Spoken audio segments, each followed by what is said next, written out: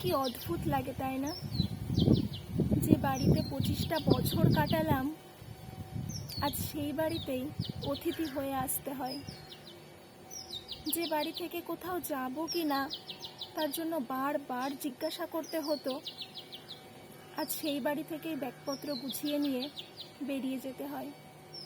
আর বারবার দেখতে হয় কিছু ফেলে যাচ্ছি না তো। আর ওই যে সাধের ঘরটা, এই ঘরটা এইভাবেই ফেলে রেখে চলে যেতে হয়।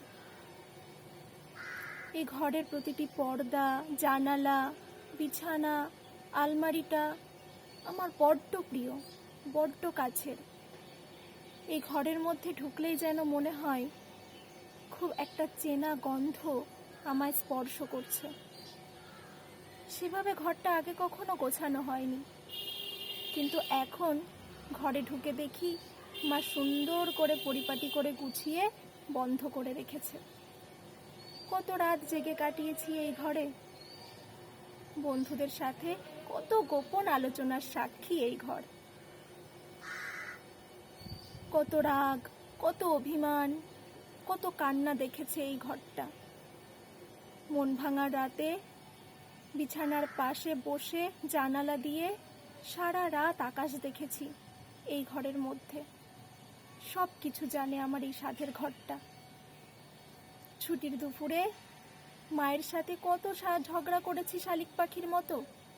অফিস থেকে ফিরে ক্লান্ত শরীরে গায়ে এলিয়ে দিয়েছি বিছানায়, নিশ্চিন্তে ঘুমিয়েছি। সারাদিন বাইরে ঘুরে রাত্রে অন্ধকার করে পরম শান্তিতে পছন্দের গান শুনেছি এই ঘরে। সব কিছু জানে আমার এই সাধের ঘরটা।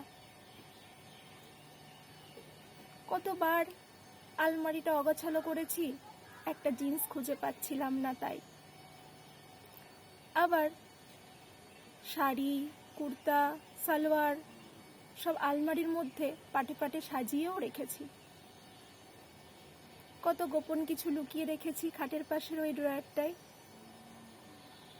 কিন্তু অবাক কাণ্ড দেখো, আজ একটা ব্যাগ নিয়ে আসি আর সেই ব্যাগের মধ্যেই জামা কাপড় গুছিয়ে নিয়ে চলে যেতে হয়। মনে মনে ভাবি, থাক 2-4টে দিন তো থাকবো, ব্যাগ থেকে জামা কাপড় বের করে আর আলমারিতে গোছানোর দরকার নেই, এইভাবেই চলে যাব। তাই আর আলমারিটা খোলাও হয় না। কত সাজের জিনিস, বাক্স ভর্তি পছন্দের রঙিন কানের দুল সব পড়ে থাকে। মাঝে মাঝে হাত বুলিয়ে দেখি আর মাকে জিজ্ঞাসা করি, মা এটা কবে কিনলে, ওটা কবে কিনলে? বিছানার চাদরটা নতুন বুঝি? যখন যাওয়ার সময় হয়, বর নিতে আসে, তখন আমাকে হাসি মুখে বলে, কতদিন পর আজ বাড়ি ফিরবে। চুপচাপ ব্যাগ গুছিয়ে নিয়ে বাইকের পিছনে বসে যাই। তাকে জবাব দেওয়ার মতন কোনো কথা আমার কাছে থাকে না। আমিও জানি সেই বাড়িতেও আমার একটা ঘর আছে, আমার একজন মা আছেন, একজন বাবা আছেন, তারাও হয়তো আমার জন্য অপেক্ষায় আছে। কিন্তু এই যে সাধের ঘরটার মায়া, এই ঘরের মায়া যেন কিছুতেই ত্যাগ করতে পারি না। ব্যাগ গুছিয়ে নিয়ে যখন বেরিয়ে যাই ঘর থেকে, তখন পিছন ফিরে ঘরের দিকে তাকাবার মতন সাহস আমার থাকে না। চোখ দুটো দিয়ে যেন আপনা আপনি জল গড়িয়ে পড়ে যায়।